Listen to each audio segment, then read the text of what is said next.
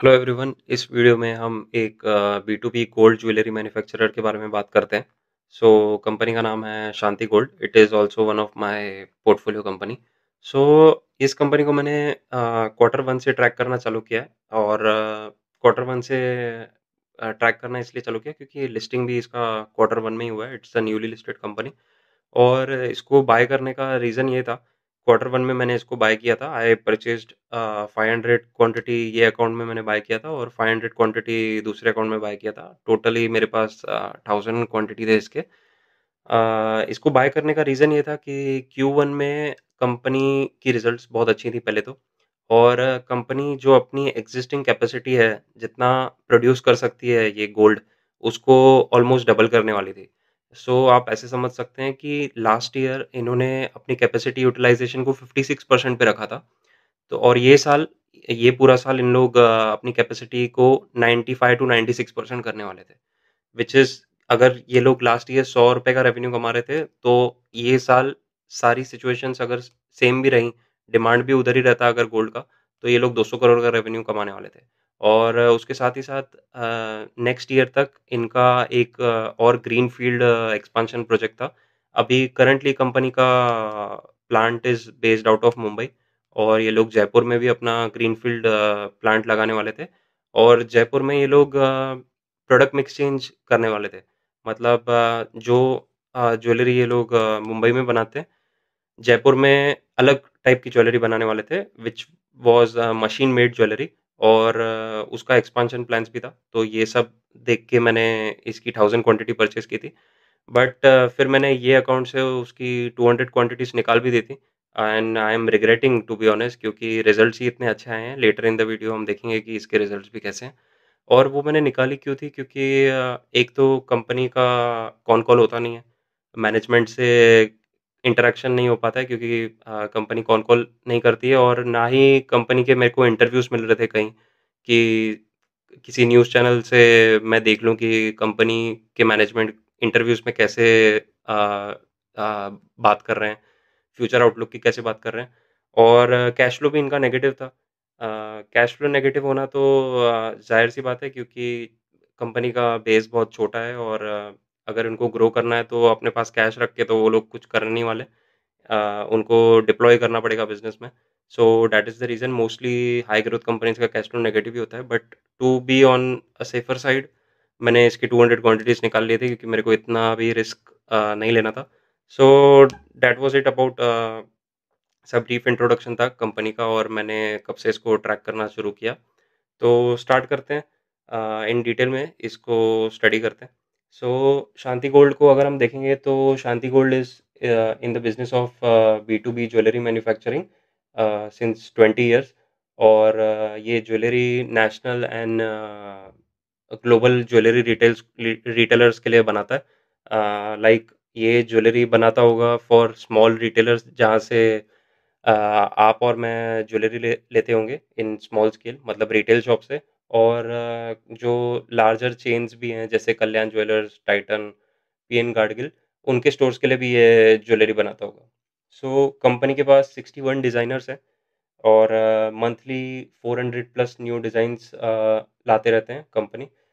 So designers and designs ये business के लिए इम्पोर्टेंट क्यों है? क्योंकि ये बिज़नेस में आपको रिटेलर्स को आप ज्वेलरी बेच रहे हैं। सो जो कस्टमर्स हैं ना, वो बहुत पिकी होते हैं when they are buying jewellery. उनको डिज़ाइन भी अच्छा चाहिए, और न्यू-न्यू डिज़ाइन चाहिए रहता है उनको। तो इसलिए जो B to B jewellery manufacturers हैं, उनको डिज़ाइनर्स बहुत अच्छे रखने होते हैं। और डिज़ाइन्स भी डिज़ाइन्स के केस में भी उनको न्यू-न्यू डिज़ाइन्स लानी रहती हैं। तो उसके अलावा बात करते हैं कंपनी की एक्सिस्टिंग मैन्युफैक्चरिंग कैपेसिटी की। So existing manufacturing capacity is 2700 kgs per annum. मतलब कंपनी 1 साल में 2700 केजीज़ ऑफ गोल्ड बना सकती है और रिटेलर्स को दे सकती है। उसके अलावा कंपनी के प्लान्स, जैसे मैंने पहले डिस्कस किया कि कंपनी का ये 2700 केजीज़ वाला कैपेसिटी मुंबई में बेस्ड है। और कंपनी जयपुर में एक्सपांड कर रही है नेक्स्ट ईयर आई गेस। और ये न्यू प्लांट का कैपेसिटी होगा 1200 केजीज़ पर एनम। सो अगर हम कंबाइंड कैपेसिटी देखेंगे ना, for next year it will B 3900 KGs per annum. जो अभी 2700 केजीज है, वो नेक्स्ट ईयर तक 3900 केजीज पर एनम हो जाएगी। और उसके अलावा प्रोडक्ट मिक्स चेंज भी होगा। जैसे मैंने इंट्रोडक्शन में भी बताया था कि जो जयपुर वाला प्लांट है ना, उसमें कंपनी मशीन मेड ज्वेलरी बनाने वाली है, जो कि बहुत हाई डिमांड प्रोडक्ट है। मतलब मार्केट में अभी उसका डिमांड बहुत ज़्यादा है। और कंपनी ऐसे नहीं कि सिर्फ हाई डिमांड देख के इतना बड़ा इन्वेस्टमेंट करेगी, जयपुर में प्लांट बिठा देगी और 1200 केजीज एक्स्ट्रा ज्वेलरी बना देगी।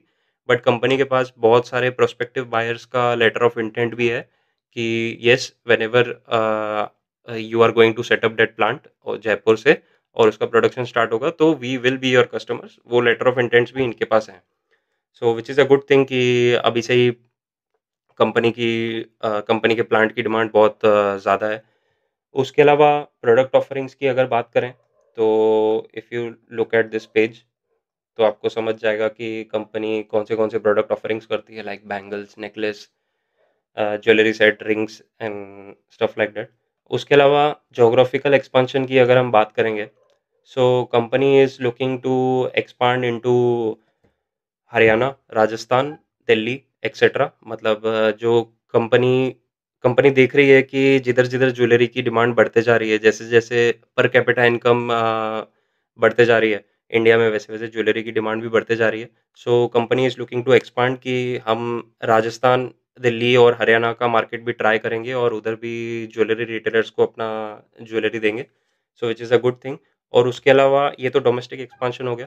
बट एक्सपोर्ट मार्केट्स में भी कंपनी को बहुत अच्छा रिजल्ट मिल रहा है, स्पेसिफिकली इन की मार्केट्स ऑफ यूएई, सिंगापुर, कतार एंड यूएसए। और इन चारों में से भी यूएई एंड यूएसए को कंपनी बहुत अच्छा ग्रोथ ड्राइवर समझती है अपना। यूएई में तो सिचुएशंस काफ़ी बेटर हैं, बट यूएसए में अभी टैरिफ सिचुएशंस की वजह से मैनेजमेंट ने कुछ कमेंट तो नहीं किया है इस पे। बट मैं अपना एक अंदाज़ा लगा रहा हूँ कि यूएसए में जभी भी एक्सपोर्ट सिचुएशंस या टैरिफ सिचुएशंस ठीक हो जाएँगी, तो कंपनी का यूएस से जो मार्केट है ना, वो बहुत बड़ा ग्रोथ ड्राइवर बन सकता है कंपनी के लिए in terms of export markets. उसके अलावा अभी लेटेस्ट क्वार्टर की रिजल्ट्स देखते हैं। सो लेटेस्ट क्वार्टर के रिजल्ट्स अगर देखेंगे, तो कंपनी का रेवेन्यू अराउंड 62% से ग्रो किया है year on year, which is excellent. मतलब यही मैं बोल रहा था कि I am regretting about selling my partial quantity sale करके मैं रिग्रेट कर रहा हूँ। स्टार्ट ऑफ द वीडियो में यही मैं बोल रहा था। उसके अलावा 62% से रेवेन्यू ग्रो किया है और profit after tax has grown 375%। सो आप समझ सकते हैं कि कौन से लेवल का ऑपरेटिंग लेवरेज इनको मिला है। 62% से रेवेन्यू ग्रो किया है और almost profit after tax almost 4 times हो गया है ईयर ऑन ईयर अगर कंपेयर करेंगे। सो ये क्यों हुआ है? Profit after tax year on year इतना क्यों जंप खा दिया है? क्योंकि जो इनके एबिटा मार्जिन्स होते हैं ना, वो 7.5% से बढ़ गए हैं ईयर ऑन ईयर। सो जो कंपनी के मार्जिन्स पहले 7% हुआ करते थे, अभी वो 14.7% हो गए हैं। So which is a huge jump, और इसके वजह से ही बॉटम लाइन में हमको ऑलमोस्ट 4 टाइम्स की ग्रोथ दिख रही है। सो रिजल्ट्स वाइज़ तो इट्स एक्सीलेंट। और उसके अलावा ऑपरेटिंग लेवरेज मिलने का एक और रीज़न ये भी है कि कंपनी का फाइनेंस कॉस्ट है। मतलब कंपनी का फाइनेंस कॉस्ट कैसे होगा? जो कंपनी ने डेट लिया है फ्रॉम बैंक्स या अदर इंस्टीट्यूशन से, जो डेट लिया होगा, उस पे जो इंटरेस्ट पे कर रही है, वो कम होते जा रहा है। आई मीन कंपनी अपने बुक से डेट हटाते जा रही है, वो डेट रीपे करते जा रही है, which is also a good thing. और इसकी वजह से ही अ, ये इंटर फाइनेंस कॉस्ट कम हुआ है और ऑपरेटिंग लेवरेज में भी इसने हेल्प किया है कंपनी को ऑपरेटिंग लेवरेज लाने में। उसके अलावा बोरोइंग्स तो कम हुई है, फाइनेंस कॉस्ट भी कम हुआ है। और नेगेटिव्स की अगर हम बात करेंगे, तो कंपनी की इन्वेंटरीज़ ऊपर गई हैं। इन्वेंटरीज़ ऊपर जाना is not always bad thing, क्योंकि जैसे हम डिस्कस कर रहे थे इसका demand prospect about gold market. तो जो कंपनी का revenue year on year 62% grow किया है, ऑब्वियस सी बात है, तो वो डिमांड है वो मार्केट में, और डिमांड है पर्टिकुलरली शांति गोल्ड के प्रोडक्ट्स के लिए बाहर मार्केट में। तो शांति गोल्ड को वो डिमांड कैटर करने के लिए अपने पास उतनी इन्वेंटरीज़ रखनी भी पड़ेंगी। So that it does not happen कि इनको ऑर्डर आ गया और वही दिन पे वो बनाने लग गए, ऐसा नहीं हो सकता, इसलिए इनकी इन्वेंटरीज़ बड़ी होंगी। उसके अलावा ट्रेड रिसीवेबल्स भी इनके बढ़े हैं। अब ट्रेड रिसीवेबल्स क्यों बढ़े हैं? क्योंकि ये एक एग्ज़ाम्पल के साथ समझाता हूँ मैं आपको। अब अगर आप देखेंगे ना कि शांति गोल्ड का अगर लिस्टेड स्पेस में कोई कॉम्पिटिशन है, तो वो स्काई गोल्ड है। और अनलिस्टेड स्पेस में तो बहुत सारे ऐसे मैन्युफैक्चरर्स होंगे जो रिटेलर्स को कैटर करते होंगे और डिज़ाइन करके उनको अपनी ज्वेलरी देते होंगे। तो जितना ज़्यादा कॉम्पिटिशन बढ़ जाता है ना, उतना ज़्यादा आपको क्रेडिट देना पड़ता है मार्केट में। उधार देना पड़ता है कि हाँ, आप इतने दिनों के बाद मेरे को पैसे दे सकते हैं और इस हिसाब से काम करना पड़ता है आपको। इसीलिए ये हाई कॉम्पिटिशन की वज़ह से ट्रेड रिसीवेबल्स इनके बड़े होंगे। उसके अलावा एक और नेगेटिव की अगर हम बात करें तो रिसेंटली आपने देखा रहेगा कि 1 लाख प्लस गोल्ड क्रॉस कर चुका है और 1 लाख प्लस क्रॉस करने के बाद वो रुका ही नहीं। It touched around 134,000 for 10 grams. तो बट ये भी एक कंप्लीट नेगेटिव सिनेरियो नहीं बोलेंगे हम, क्योंकि अगर इंडस्ट्री की आप रिपोर्ट्स देखोगे ना, ओवरऑल गोल्ड इंडस्ट्री की रिपोर्ट्स देखोगे, तो प्राइस बढ़ने की वजह से डिमांड कम हुई नहीं है, उल्टा लोगों ने और भर-भर के गोल्ड परचेज़ किया है। और दूसरी बात ये है कि customers are now shifting towards lower carat of gold, मतलब जो 24 कैरेट से हम जितना नीचे जाते जाएँगे, 22, 20, 18, 16 and now there are talks कि अ, मार्केट में 14 कैरेट गोल्ड भी इन लोग को लाना है। सो जैसे-जैसे आप कैरेट कम करते जाते हो, उतना प्राइस कम होता जाता है and customers are shifting towards lower carat of gold to purchase jewellery. So अगर नेगेटिव की बात करेंगे तो ये 3 ऐसा नेगेटिव हम बोल सकते हैं कि राइज़िंग इन्वेंटरीज़ और ट्रेड रिसीवेबल्स इंक्रीज़ हुए हैं और गोल्ड का प्राइस भी इंक्रीज़ हुआ है। उसके अलावा अगर हम इसके रेशोज़ देखें, तो आरओसी अगर देखें हम, आरओसी मतलब रिटर्न ऑन कैपिटल एम्प्लॉयड, मतलब अगर कंपनी ने ₹100 अपने बिज़नेस में लगाए हैं, तो उस ₹100 पे कितना पैसा कमा रही है। तो इस कंपनी का आरओसी शूट अप हो गया है 17.18% से 25.7% हो गया। मतलब पहले कंपनी ₹18 कमाती थी हर ₹100 पे, अभी ₹26 कमा रही है ऑलमोस्ट हर ₹100 पे। ये शूट अप क्यों हुआ है? क्योंकि अभी हमने रिजल्ट्स भी डिस्कस किए इसके। Profit after tax is more than tripled अगर ईयर ऑन ईयर देखेंगे, इसलिए आरओसी शूट अप कर गया, which is a good thing. और उसके साथ ही आरओई भी 44.85% हो गया है। अगर आपका बॉटम लाइन अगर इतने तेज़ी से बढ़ रहा है, तो आरओई तो ऊपर जाना ही है, which is also good thing for the business. और डेट टू इक्विटी रेशियो भी इनका कम होते जा रहा है। जैसे कि हमने डिस्कस किया था कि फाइनेंस कॉस्ट भी इनका कम हो रहा है, मतलब ये कम इंटरेस्ट पे कर रहे हैं as they are going forward. तो कंपनी अपने बुक से डेट भी रिड्यूस कर रही है, which is again a good thing. अब इंडस्ट्री ओवरव्यू के बारे में बात कर लेते हैं। So according to industry reports, जो बी टू बी गोल्ड का मार्केट है, वो 2023 से लेके 2029 तक 9.7% सीएजीआर से ग्रो करने वाला है। और आप अज़्यूम कर सकते हैं कि जो मार्केट 9.7% से ग्रो कर रहा है, बट ये कंपनी इज़ ग्रोइंग 62%, क्योंकि बेस छोटा है कंपनी का। सो अगेन ये भी एक एडवांटेज है शांति गोल्ड के पास कि मार्केट के डेटा से आप 6 times, almost 6 times, 6 to 7 times ज़्यादा ग्रो कर रहे हैं। और उसके अलावा जैसे-जैसे इंडिया की पर कैपिटा इनकम बढ़ती जाएगी, वैसे गोल्ड की डिमांड तो बढ़ती ही जाएगी। और दूसरी सबसे दूसरा सबसे बड़ा एडवांटेज जो कि ये गोल्ड की डिमांड को ड्राइव कर रहा है, वो है अनऑर्गेनाइज़्ड जो सेक्टर है गोल्ड का, वो ऑर्गेनाइज़्ड सेक्टर की तरफ बढ़ रहा है।